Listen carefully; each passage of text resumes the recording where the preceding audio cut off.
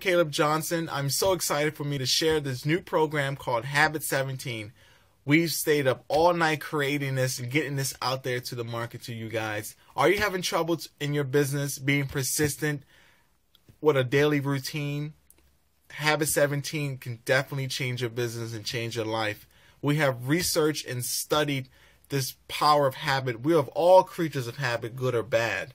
And we have this author, Charles Duhigg, has did some research on the book called The Power of Habit. I highly recommend this book, which goes and explains you and shows you how to change your habit. Now, what most people think, changing a habit takes 21 to 30 days. That is not true. On this program, I actually changed my habit in 2 weeks. Now, every individual is a lot different than anyone else. But this program is very powerful, and I hope for you to be able to take this program and run with it and change your habit of a routine so you can be able to create success in your business. Now, the next session after this will definitely be Charles Duhigg will be at a live seminar session explaining to you the scientific research behind power of habit change. And afterwards, we will go through the program of Habit 17 and create a game plan program for you and your business. I'm so excited for this, guys. And after this, you'll be able to take this and ground running. Now, this habit program is not going to be easy. It's going to be hard. But if you stay persistent within the next 2 weeks, I guarantee you many success. My name is Caleb Johnson, and I appreciate everything. Thank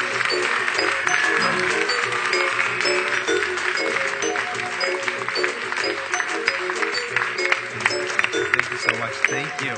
And I'm going to spend a little bit of time today talking about some of the research that I've done over the last couple of years, looking at the science of habit formation. We're living through this incredible decade, which I know Saku and 9 to 5 are deeply enmeshed in, of understanding for the first time how the neurology of habits work, where habits come from within our brain, how they're influenced by certain environmental behaviors, and what that means for our ability to change organizations or change people's behaviors in ways and with tools that we really didn't understand before. I decided to spend all of my time trying to understand what we're learning about the science of habit formation. But in order to do that, I first of all have to tell you a story about a rat. I'm not sure, does anyone here experiment with rats on a regular basis? Or has anyone here ever traveled to New York and ridden a subway? Yeah, okay, so you know rats. We've got lots and lots of rats in New York. There's a woman at MIT in Boston who is a neurologist who for years had been trying to figure out how to get sensors into rats' brains to watch their neurological activity. As you can imagine, it took a long time and a lot of rats. But eventually she got to a point when she could get about 75 sensors into an animal's cranium. And then the rat would wake up from the surgery and not notice anything was different. And what she would do is she would drop each of them in the world's simplest maze. This maze works the exact same way every single time. There's a click, this partition moves, and the rat's free to run and find the chocolate. Now, the first couple times you do this, it will take the rat as long as 25 minutes to find that chocolate. But what was really interesting to this neurologist, Dr. Graybiel, was that when she looked at how the rat was thinking, and this is a simplified neurological graph of the first iteration through this maze, she saw that even though it looked like the rat was kind of lazily wandering around, it was actually thinking hard the entire time. It would scratch the walls of the maze, and the scratching centers of its brain would light up. Or it would sniff the air, and the sniffing centers light up. Or it would find the chocolate, and the reward centers would sort of explode with happiness. So she takes each rat and drops it in the maze 150 times per animal. And unsurprisingly, over time, the rat gets faster and faster and faster at finding the chocolate. It becomes a habit. But what's really interesting is what's happening to the rat's thinking. This graph right here, this is the simplified neurological graph of the 150th iteration through this maze. And you'll notice that there's this huge dip right here in the middle. That's almost equivalent to what we would see in the rat's brain if the animal went to sleep. As the rat got faster and faster and faster at finding the chocolate, as it became more and more of a habit, the rat started thinking less and less and less. Now, there's a woman named Wendy Wood at Duke University in the US who's followed around hundreds of people for years. And what she's found is that about 40 to 45% of what you do every single day is a habit. When you back your car out of your driveway without having to think about it. When you remember leaving your house and now you're sitting at your desk, but you don't really remember taking the subway in the middle of that, that's because a habit took over. And if somehow I could get a whole bunch of sensors in your head, this is what I would see. I would see that you basically stop thinking when you're in the grip of a habit, with these two interesting exceptions. At the beginning of the maze, when the rat would hear the click, there'd be a burst of activity. Then its brain essentially almost goes to sleep. And then at the end of the maze, when the rat finds the chocolate, it's like somehow its brain shakes itself awake again and starts paying attention to what's going on. This insight has become so important to neurology that it's become enshrined in what's known as the habit loop. What the habit loop says is that every habitual behavior has three components. There's a cue, which is like a trigger for an automatic behavior to start. And then a routine, which is the behavior itself. And then finally, a reward. And if you took any psychology course in college, you were exposed to something like this, right? Cues and rewards. This is the big insight of the last decade. For years, we used to think that all three of these parts were essentially equal. Now what we know from experiments is that the cues, and most importantly the rewards, are far, far more important than anyone ever recognized. If you can identify the cues and the rewards that are driving people's behaviors or organizational behaviors, then you gain these new tools to change how people automatically behave. So there was a German healthcare plan that wanted to do an experiment. They took a room kind of like this, and they said, okay, look, everyone should exercise more. Or they said, everyone should exercise more. I'm doing my German accent very poorly. And then they took part of the room. They took this side of the room over here, and they took them off into a separate room. And just for 15 minutes, they said, look, we want to tell you one additional thing we'd like you to do. In the morning, before you exercise, put your running shoes next to your bed. Or tell your friend you're going to meet them to go work out. Create some cue. And then when you get back from running, give yourself a small piece of chocolate right away. Now this is kind of counterintuitive because not many of us actually admit to ourselves that we exercise in order to eat more chocolate. Usually we wait at least an hour and a half. But the researchers had a theory, which is that many of you think that you want to exercise more, but that your brain thinks that you are an absolute liar and that you hate exercise. And the only way that you can trick your brain into actually developing this habit is to give yourself a reward you genuinely enjoy, like a piece of chocolate. So 6 months later, they tracked down everyone in the room. This side of the room, they're exercising a little bit. This side of the room, the ones who had come up with cues and rewards, are exercising habitually 62% more than that side of the room. Simply choosing cues and rewards seems to have this power in how people begin letting patterns unfold in their lives. As researchers have looked more and more at this, what they've realized is that some habits seem to matter more than others. Some habits, when they start to change, set off this chain reaction. Within the literature, these are known as keystone habits. And exercise is a great example of this. For people who do exercise, is it easier or harder to eat a healthy lunch on a day that you've exercised that morning? Easier, right? You feel good from running, and so you go walk in, you get a salad instead of a hamburger. Here's what's really interesting. There's some researchers named Oten and Cheng who have looked at how people's behaviors change when they start exercising. What they found is that not only do people eat better after they've exercised, particularly if it's habitually, if you go exercising, people on average use their credit cards much less that day. They do their dishes about 22 minutes earlier. They procrastinate about 20% less. Now, I'll tell you, there is no time in my life that I've gone for a run in the morning and then later that day thought, I'll just leave my American Express in my pocket. I'm not going to use it today. But what happens is that for some people, exercise is a keystone habit. Once you start that habit, it begins to change your self-image in a way that spills over into other behaviors, even unconsciously. And so identifying these keystone habits and taking advantage of them is incredibly important, because if you want to create widespread change, you need to identify and diagnose and focus on these keystone habits. If you own 32 cats, you have no idea that your house smells like cats, right? Either you've become completely immune to smelling cats, or you do not want to admit to yourself that your house smells like a cat den. I'm about to show you my favorite photo on earth, because there's really nothing I like more than waking up in the morning and having special time with my daughter cleaning mirrors together. Oftentimes I'll do my hair so it's perfect, and then we'll wash. This is obviously a terrible staged photo. But they did notice this thing that would happen when people would wash their mirrors. Again and again, people would come up to the mirror, they'd look at the mirror, it has a couple spots on it, but nothing that big. They would spray it with the spray. They would wipe away the spray, and then they would look at their own reflection and smile maniacally. Again, many of you do this at home every time you wash the mirrors, right? This is this natural instinct. This is what they realized as they were watching these tapes. People already had cleaning habits. They had these cleaning rituals. And they were giving themselves rewards at the end of it. They were sighing contentedly, or they were smiling at themselves to let them know that they had just done a good job cleaning. And so the team said, look, we think that we can come up with an entire new advertising campaign that takes advantage of this. This time, the cue isn't going to be a bad smell. The cue is going to be your existing cleaning habit. We're going to piggyback on that.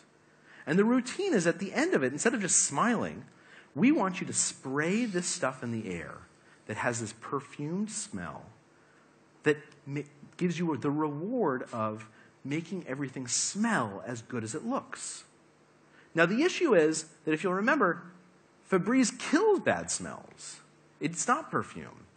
In fact, it's incredibly good at killing bad smells. So they had to go back into the laboratory and spend another $3 million inventing a perfume that was strong enough that they could pour it into the Febreze bottles and give Febreze its own scent. You have to choose the right reward.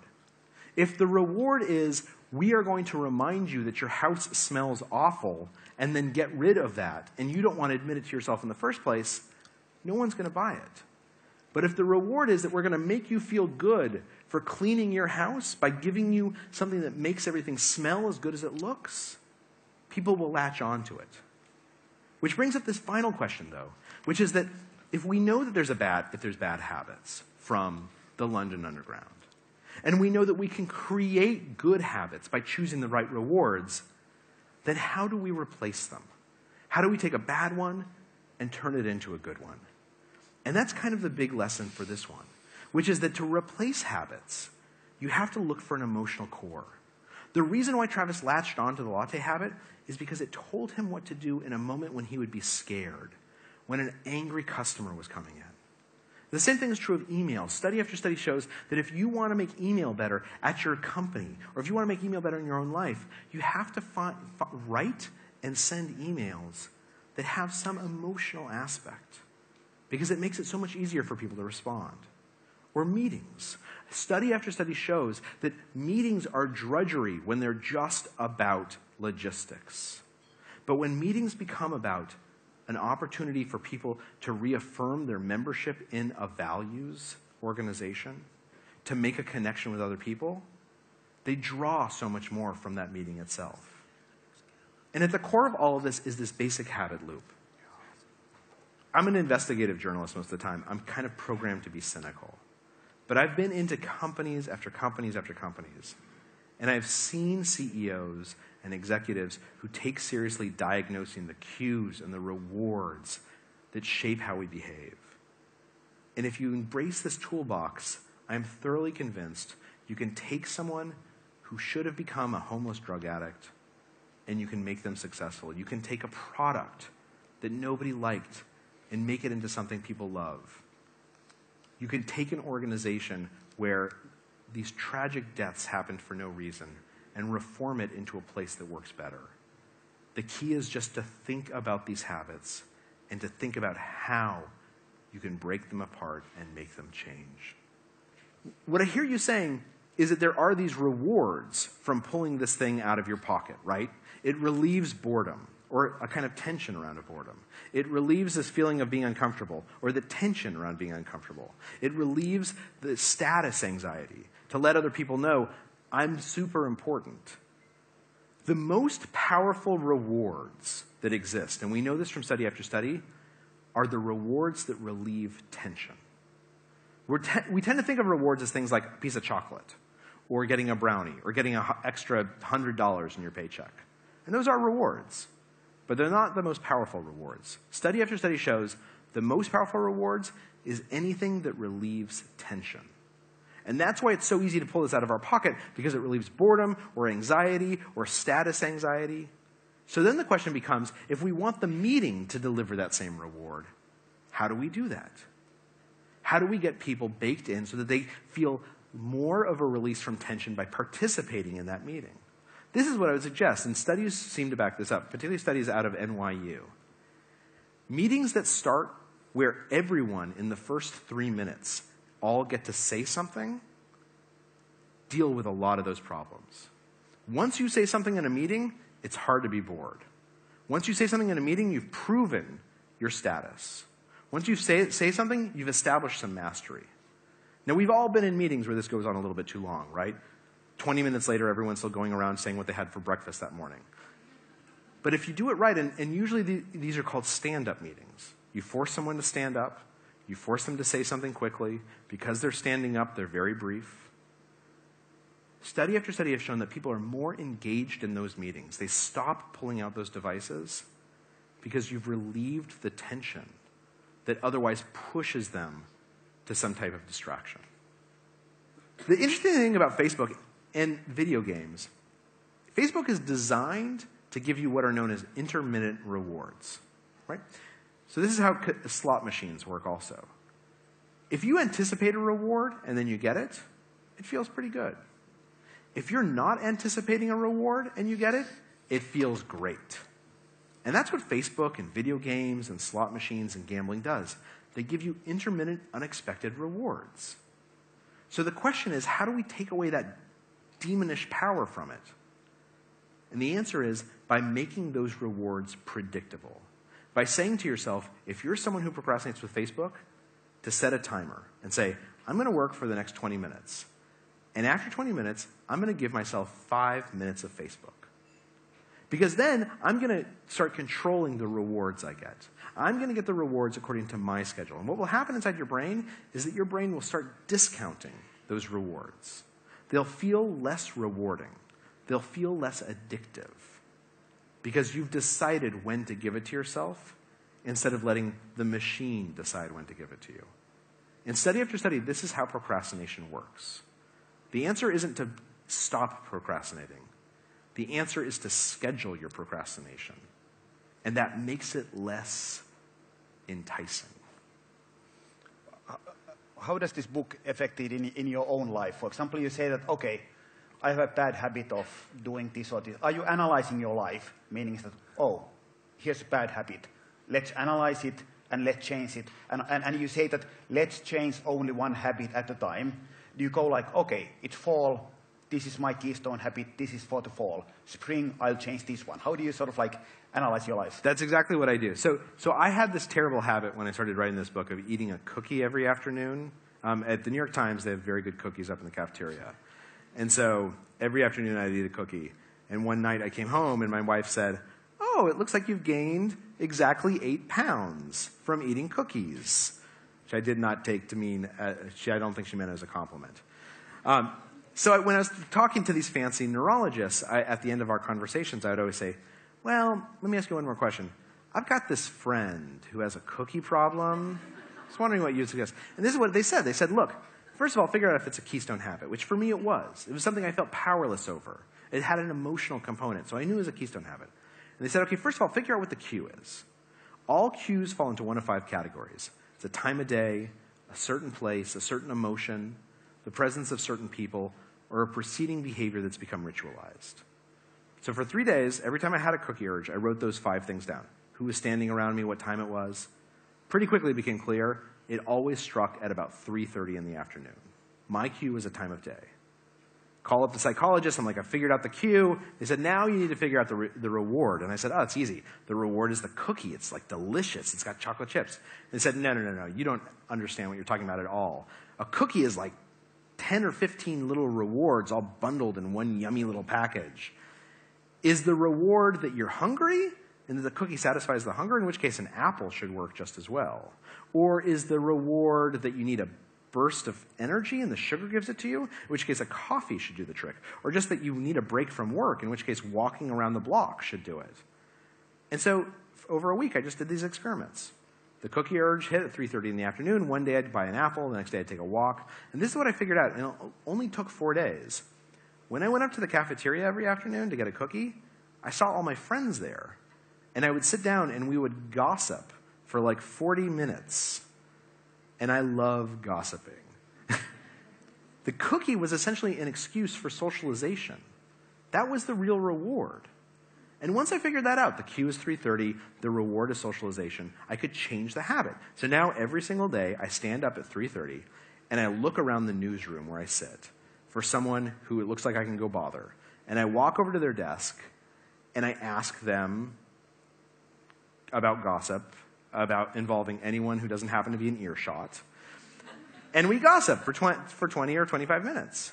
And then I go back to my desk, and the cookie urge is totally gone.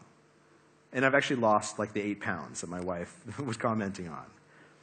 And what's amazing to me about this is once we're adults, we tend to think of ourselves as people who don't change, right? You can't teach an old dog new tricks. We have habits, and they're so hard to change.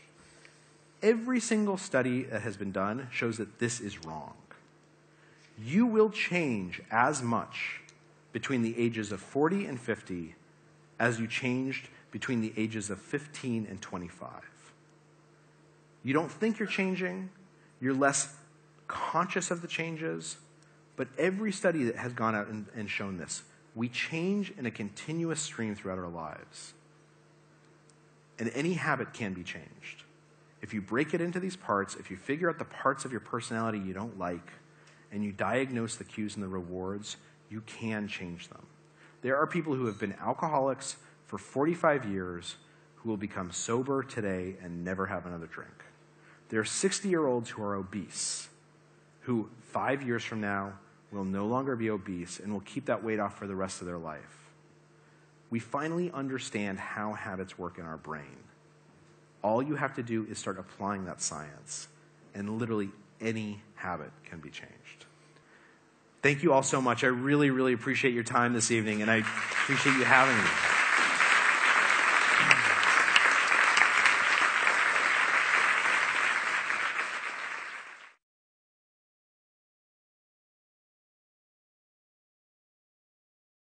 Hi everyone, this is Caleb Johnson, and what we're going to go over was my bad habit that I created for myself, because I was wondering why. I got on the training videos that I've trained in personal development, but I was trying to figure out, why am I getting motivated but I wasn't doing what I needed to be doing? It's because I had a bad habit already programmed in my Bangalore that continued to keep doing it over and over again. So I was training and everything. It really wasn't making anything different in my business. So as you can see, if you learn from Charles Duhigg, a habit loop is every single habit is formed through a habit loop. So there's a cue and a routine and a reward.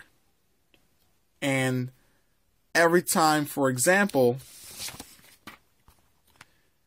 like Charles Duhigg said, for example, as you already seen in the video, the cue will be dirty teeth routine, brush your teeth.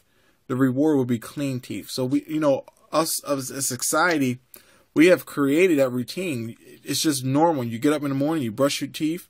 You get up in the morning, your teeth are probably disgusting if you didn't brush it prior. Your breaths probably stink. And then you do your routine, you brush your teeth, you get mouthwash, and your reward is fresh, clean breath. So what my old routine was, my old habit was this. This was my habit loop. I had, as you can see, I had my cue was I had no time scheduled for my business. And most people who join a business, any kind of direct selling business, always never schedule time to do the business. They just, do the business when they're out, and that's nothing wrong with that. But for someone who never done a business before and has the 9-to-5 mentality, you have to schedule a time so you be able to do your business. And that's your cue. That certain time of the day. And then my cue was I had no time. So every time I came home, even though I had no time scheduled, I had a fear of rejection, fear of phone. And with no time scheduled for my business, I had more fear of rejection and more fear of the phone. So when I had that fear, when most people fear in their direct selling business or whatever business they're in, the first thing you do is look for motivation, look for clarity. So what I did was, my routine was personal development, busy work, Facebook, getting ready stuff, checking emails, just doing busy stuff that's non-producing activities, money-producing activities. And that was my routine. Every day I would come home from work. I had no time schedule. And then with no time schedule, I still had the fear of rejection, fear of the phone. And then what would I do? Just do busy work so I can avoid feeling this on the phone when I do this. And then my routine became getting ready stuff. So basically I was getting ready for tomorrow. So my reward in my brain and my Bangalore Gazely was tomorrow. All this stuff that I'm doing today, I'm getting ready for tomorrow so I can come home and do the same thing with no time schedule and fear of failure, fear of rejection, and then do the busy work so I can do it tomorrow to do the same thing over again. So this was my bad success habit loop. I kept doing this over and over and over again, and I was trying to figure out why was I doing it over again, because I created a bad habit. I created a non-successful habit because I had no time schedule, and I felt the fear. So with no time schedule, that cued me to feel fear. And then I did the necessary things to do when I felt that fear, and then doing this probably will take about hours. Sometimes takes people 3-4 hours. I know people have done this for like checking emails, Facebook, personal development for like many hours. And so they feel so good and so pumped up and get ready. And then it's already too late to even make any progress in your business. And then they wait till tomorrow to do the same thing over again. So I've created that habit in my own self. And like Charles Duhigg says, the prefrontal cortex is your Bangalore Gazely. So when you start, so my start was the cue. I had no time. So in my brain, this is how, if you would hook my brain up to some kind of wires and stuff, my brain was like this. I came home, I had no time, so these things were spiking up. And then when I felt the fear of rejection and feel the phone, oh man, I have to get on the phone. That habit was already accessed in my head, which was the busy work, doing the busy work. And then at the end, the reward was, okay, I'll do the same thing tomorrow. And the end. And only the Bangalore Gazely is what's programmed, which your habit is programmed in. And the prefrontal cortex and subfrontal cortex is where you get excited about the reward. And then that's why this whole time, I was craving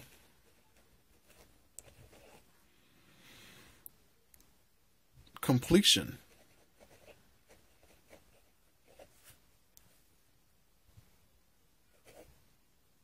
Sorry guys, I probably spelled that wrong. Completion the whole time. Just to get it done, get this done, and do the same thing over again.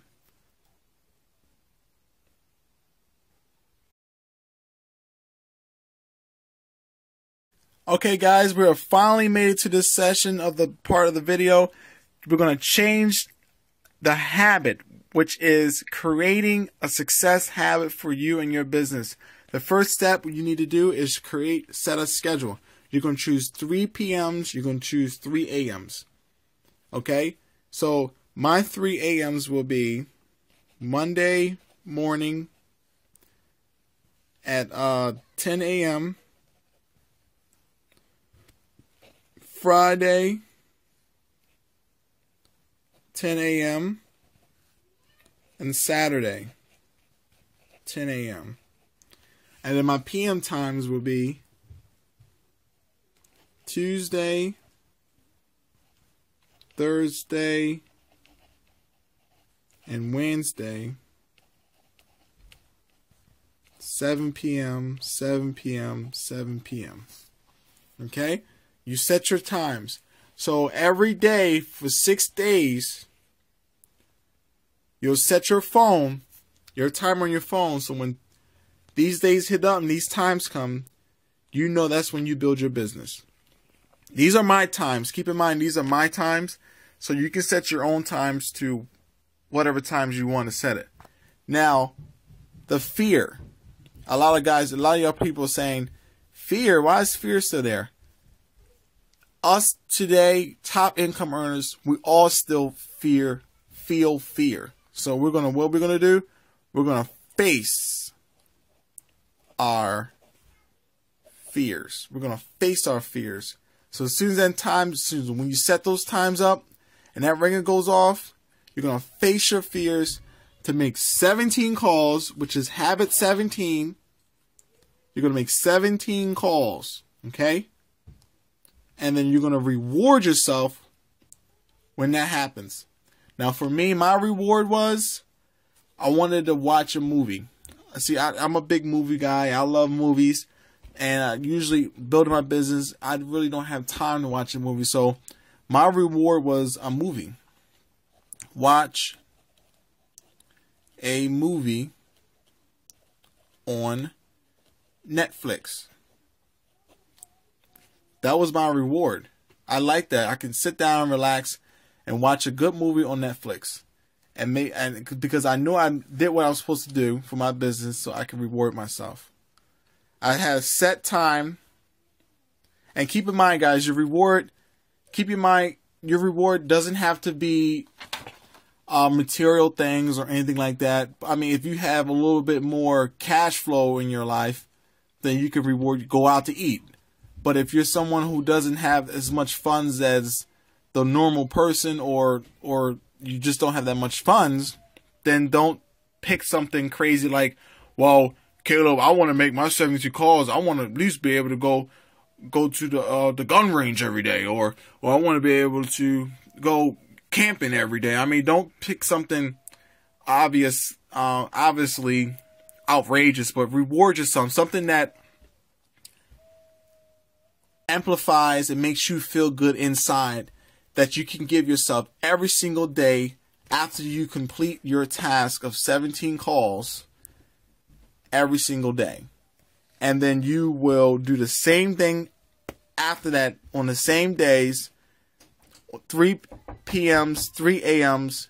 You're going to face your fears, and then you're going to make 17 calls, and you're going to reward yourself when that happens. Guys, ladies and gentlemen, I've done this for 2 weeks now.